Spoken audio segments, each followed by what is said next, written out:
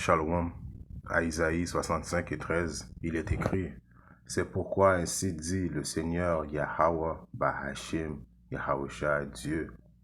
Voici mes serviteurs mangeront, mais vous aurez faim.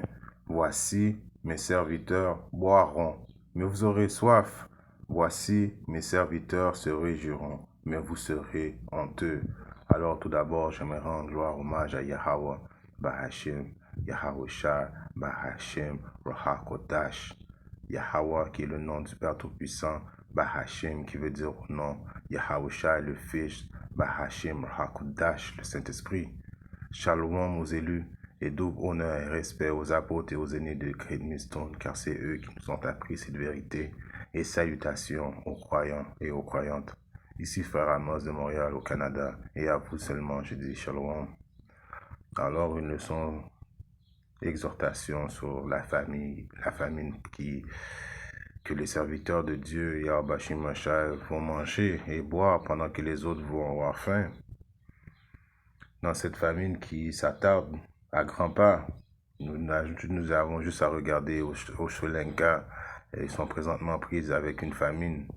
Et éventuellement, très bientôt, cette famine va être globale, va se manifester aux États-Unis, qui est spirituellement Égypte et Sodome.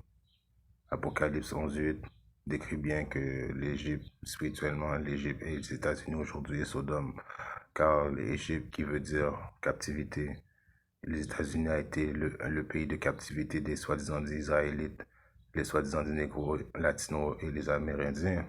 Et aussi Sodome à cause qu'il promote l'homosexualité, la bestialité et toutes les abominations que Yahweh Shimashai n'aime pas. Et c'est pour cette raison que Yahweh Shimashai avait déjà détruit Sodome. C'est la même façon qu'il va détruire aussi les États-Unis qui est aujourd'hui spirituellement Égypte et Sodome. Nous qui savons cette vérité, nous qui avons eu la bénédiction de Yahweh Shimashai de pouvoir voir et entendre et de comprendre les signes qui s'attardent sur nous, nous voyons très bel et bien que la famine est là. Nous savons aussi, nous connaissons les façons de notre Seigneur et Sauveur Yahweh Shimashai, et ses paroles ne reviendront jamais invalides. Alors tout ce qu'il dit va arriver, et la famine est une plaie que Yahweh Shimashai a utilisée maintes et maintes fois dans le passé. C'est dans la Bible. Il utilise cette plaie pour faire punir l'impie, et d'autres plaies aussi, mais il a souvent utilisé la famine. Si on regarde, je vais lire de ma Bible à Siracide 40 et je commence à 9, c'est la mort ou le meurtre, les conflits de les guerres, les malheurs ou la faim, la ruine ou le désastre. Tous ces mots ont été créés contre ceux qui vivent en marge de la loi. La grande inondation a eu lieu par leur faute. Tout ce qui vient de la terre y retournera, tout ce qui vient de l'eau reviendra à la mer. Alors, le point là-dedans, c'est que les malheurs ou la faim, la ruine ou le désastre, tous ces mots ont été créés contre ceux qui vivent en marge de la loi. Et comment tu vis contre la marge de la loi? En ne respectant pas les lois, les statuts, les commandements de Yahweh Shimashai. En pensant qu'il soit le diable, l'homme rouge, l'homme blanc est ton Dieu, et puis qu'il va te venir en aide en cas de famine. En rejetant Yahweh Shimashai, en n'adhérant pas aux paroles des prophètes quand tu les vois dans les rues, tout ça, c'est aller contre les commandements de Yahweh Shimashai.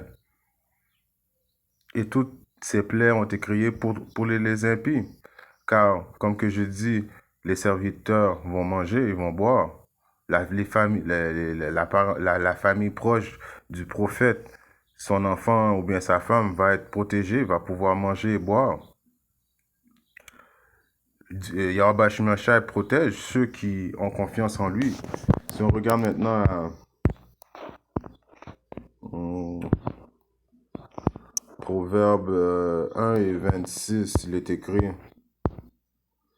aussi je rirai de votre calamité, je me moquerai lorsque votre peur viendra. Alors de quelle façon que Yahweh Shimashai va rire de criminalité de l'impie, quand ils vont avoir faim, quand ils vont faire, ils auront rien à boire, quand ils vont être obligés de faire appel au cannibalisme, quand ils vont demander à Issa de l'aide et le diable va juste les pucer, il ne va pas leur donner à manger. Alors, Yahweh Shim Racha va rire d'eux autres par les prophètes.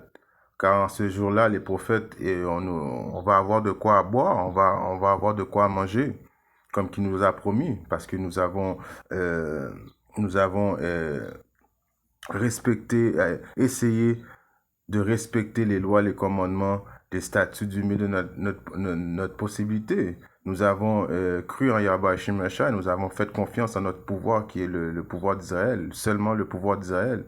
Et il est le Dieu d'Israël et personne d'autre. Alors tous ceux qui n'auront pas cru en Yahweh Shemashah en ce jour-là, quand ils vont voir les prophètes avec un morceau de poulet dans leur bouche ou bien en train de boire, ils vont regretter tout cela et puis ils vont vouloir à ce moment-là revenir à Yahweh Shemashah, mais la porte va être fermée, la porte du salut va être fermée pour eux. Présentement, il est encore ouvert, il est le temps de revenir à Yahweh Shemashah, mais c'est un peuple à tête dure, ils refusent de comprendre. Alors éventuellement, ils vont souffrir, ils vont mourir de famine. S'ils ne meurent pas de famine, il y a d'autres plaies que Yahweh Shemashah et s'apprête à amener sur eux. Quoi qu'il en soit, ils vont mourir d'une mort très, très, très grotesque. Si on regarde maintenant un autre précepte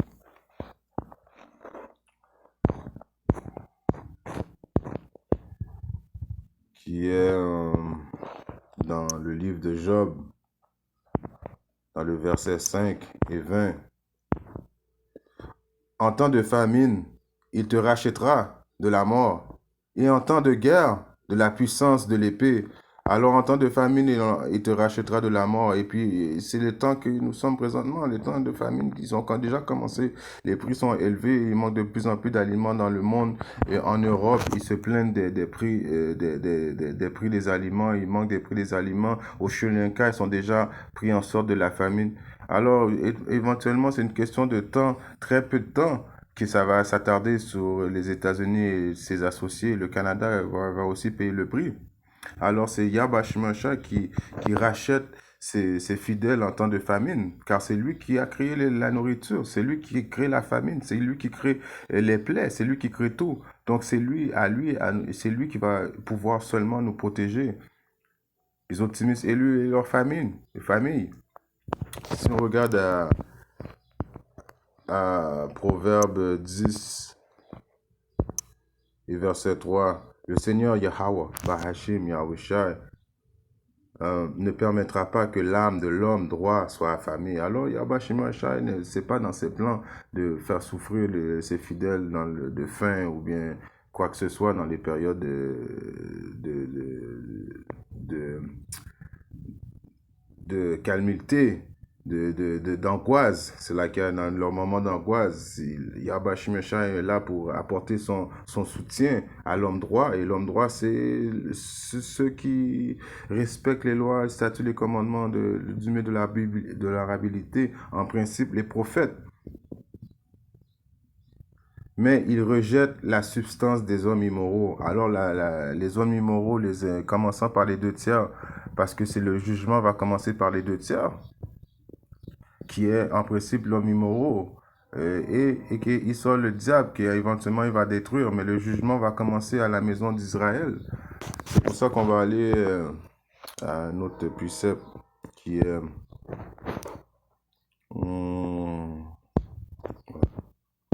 c'est ça. Si on regarde à Ézéchiel, non, Ézéchiel 4, je commence à 16. Depuis, il me dit, fils d'homme, voici, je vais rompre le soutien du pain de Jérusalem. Alors, Jérusalem, avant d'être un lieu, c'est le peuple, c'est le peuple de Yahweh Shemashah, les soi-disant dit Israélites, les soi-disant dit négros, les soi-disant dit latinos, les soi-disant dit amérindiens. Je vais rompre le soutien de pain dans Jérusalem, et ils mangeront leur pain au poids et avec soin. Ils boiront l'eau par mesure avec étonnement. D'autant que le pain et l'eau leur manqueront, ils seront étonnés les uns et les autres, et ils se désagréreront à cause de leur iniquité. Alors, comme que je vous dis, Jérusalem qui est Yasharala, que Yasharala qui veut dire qui est le prince du pouvoir. Parce que, qu'est-ce qui arrive avec Yasharala? Ils sont habitués à cause du système de qu'ils sont l'homme rouge, l'homme blanc, le diable.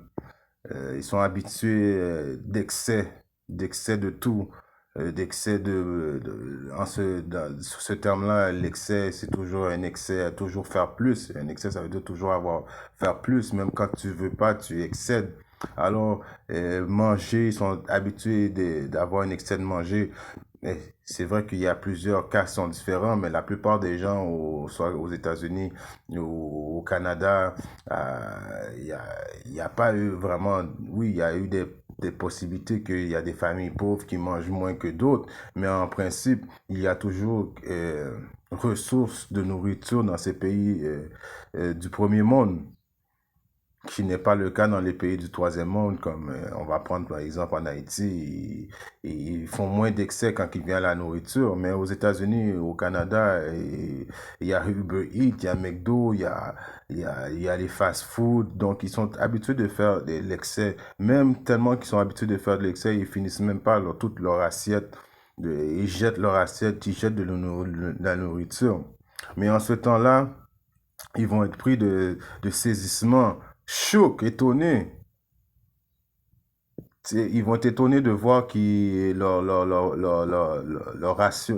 portion il n'y aura plus de portion, il n'y aura plus d'excès, l'eau va être un luxe. Ils vont être obligés de faire recours au cannibalisme. Éventuellement, le cannibalisme va revenir parmi nous. Alors, ça va tout être orchestré par Yabashi Marushai. Il a écrit d'autant que le pain et l'eau leur manqueront, alors il va manquer de nourriture et d'eau. C'est pour ça que le cannibalisme va revenir. Comme que j'ai dit auparavant, c'est déjà commencé au Sri Lanka. Les Européens, ils se plaignent. Bill Gates est en train d'acheter tous les terrains aux États-Unis, les fermes, etc. Et les fermiers ont hors de brûler leurs semences. Alors tout est en train de se manifester graduellement. Ceux qui ont des yeux pour le voir le savent. Mais il y en a encore les deux tiers d'Israël, ils continuent à vivre comme si rien n'était. Et ils pensent que tout est beau, they living the best life. Mais tout d'un coup, ils vont être saisis.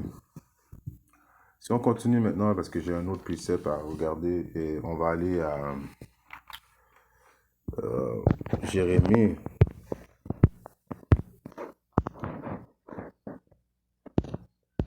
Si on regarde à Jérémie 42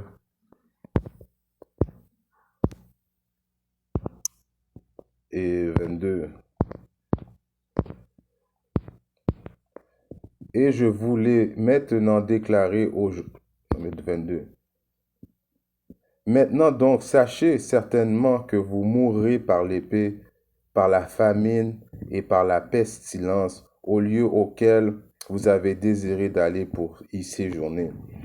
Alors, vous allez mourir par la famine et par l'épée. L'épée qui est qui? L'épée qui est Issa. Le principal épée de Yabashimashah, c'est Issa, car c'est Yabashimashah qui a mis Issa en cette position qu'il soit son épée. Éventuellement, Yabashimashah va enlever l'épée entre les mains de Issa pour le mettre en captivité sur la juridiction de Yasharala. Mais présentement, si tu ne, éventuellement, très bientôt, à grands pas, si tu ne meurs pas par la famine, tu vas mourir par l'épée. Et Yabashimashah, il tient sincèrement à faire périr l'impie, soit par l'épée ou bien par d'autres plaies. Si on regarde maintenant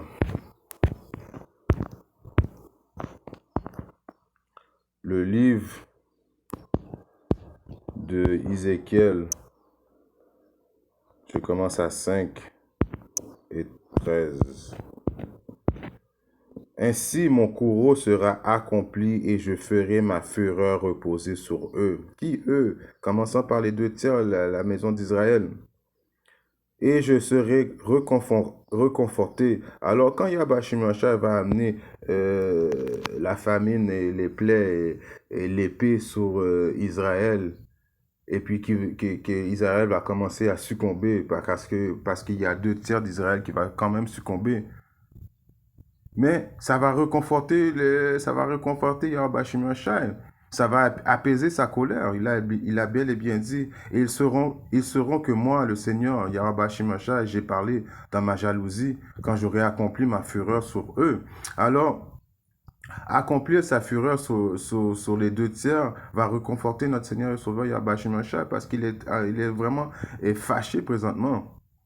Alors, encore une fois, ça expose la fausse doctrine des chrétiens que Yahweh Shemashah est toujours gentil, il y a toujours le sourire prêt à pardonner le monde. Non, Yahweh Shemashah est vraiment fâché et il a vraiment hâte d'amener sa fureur sur les 2 tiers. De plus, je ferai de toi une dévastation et un outrage parmi les nations qui sont tout autour de toi à la vue de tout ce qui se passe par là. Alors ça, c'était une prophétie qui s'est déjà passée, mais qui va se repasser encore. Car qu'est-ce qui s'est passé auparavant va se passer encore aujourd'hui. Il n'y a rien de nouveau en dessous du soleil. Je paraphrase ce verset-là, mais c'est des choses qui vont arriver. Et comme que je vous dis, quand ça va arriver, ça va apaiser la fureur de Yahweh Shimashai. Ainsi, ce sera un outrage et un périssiflage, un exemple et un étonnement pour les nations qui sont autour de toi, quand j'exécuterai jugement en toi, avec courroux et avec fureur, et par de furieuses répréhensions, moi, le Seigneur Yahweh Shimashai, a dit, quand j'enverrai sur eux les mauvaises flèches de la famine. Alors la famine, c'est le but de ma leçon, c'est une plaie que Yahweh Shimashai a déjà utilisée, qui va réutiliser et puis qui est en train d'utiliser parce que graduellement, le monde va remarquer la famine a commencé parmi nous. Là, les pays sont en train de vivre sur leurs réserves temporaires, mais éventuellement, il n'y aura plus de réserves temporaires. Une question de temps, maximum 6 mois, la famine est sur nous. Alors j'enverrai sur eux les mauvaises flèches de la famine qui seront pour leur destruction, que j'enverrai pour détruire les 2 tiers d'Israël, les limpies, les scoffeuses, ceux qui prennent et qui sortent pour leur Dieu. Et j'augmenterai la famine sur vous, et je romprai votre soutien de pain. Alors il n'y aura plus ressources à rien. Le monde va être obligé de manger leurs enfants. Et nous savons que Israël, mettons, ils ont un enfant, 2, 3 enfants, et puis éventuellement, l'impie qui est Israël, l'homme va demander à sa femme, c'est quoi que tu es en train de faire cuire? Et puis la femme va dire, je suis en train de faire cuire l'enfant. Et qu'est-ce qu'Israël va dire? Il va dire, eh bien, au moins je mange. Ça, c'est la mentalité des négros, de la famille d'Israël. En autant qu'ils mangent, ils vont s'en foutre d'avoir mangé leur enfant ou quoi que ce soit. En autant qu'ils mangent. Parce que quoi? Parce qu'ils n'ont pas de hope, d'espoir. Ils n'ont pas la protection de Yahweh Shimashai. Alors tout ce qui va être prêt à passer sur leurs mains pour manger, ils vont le manger. Sans hésitation. Car nous connaissons le peuple d'Israël. Ainsi j'enverrai sur vous la famine et des bêtes menaçantes, et elles te déposséderont, et la pestilence et le sang passeront au milieu de toi, et je ferai venir l'épée sur toi. Moi, le Seigneur Yahweh Shimashai l'a dit. Alors nous savons que si je lis à Siracide, je lis de ma Bible, Siracide 39 et 28, certains vents étaient créés pour punir les coupables, et leur fureur aggrave encore le fléau. À l'heure du jugement, ils déploieront leur violence, et calment ainsi la fureur de celui qui les a créés. Alors le feu et la grêle, la famine et la mort ont été créés eux aussi pour servir contre les coupables. Alors encore une fois, vous voyez que il y a des vents qui veulent dire des esprits maléfiques qu'ils ont été créés exactement pour les périodes qui s'entament très bientôt. Et ces périodes-là qui vont satisfaire notre Créateur Yahweh Shimashah, et ça va l'apaiser de voir que les impies sont en train de payer de leur vie pour leur abomination. Yahweh Shimashah aura pas à quelque part une pitié ou quoi que ce soit envers eux autres. Ça va faire la satisfaction de notre Créateur. En espérant que ces 2-3 mots d'exhortation ont édifié un frère ou sœur à quelque part dans le monde. La famine, la guerre et toutes ces choses-là n'ont pas été créées pour les fidèles de Yahweh Shimashai et bel et bien pour les impies. Alors restons dans la foi. Kwam Yeshua.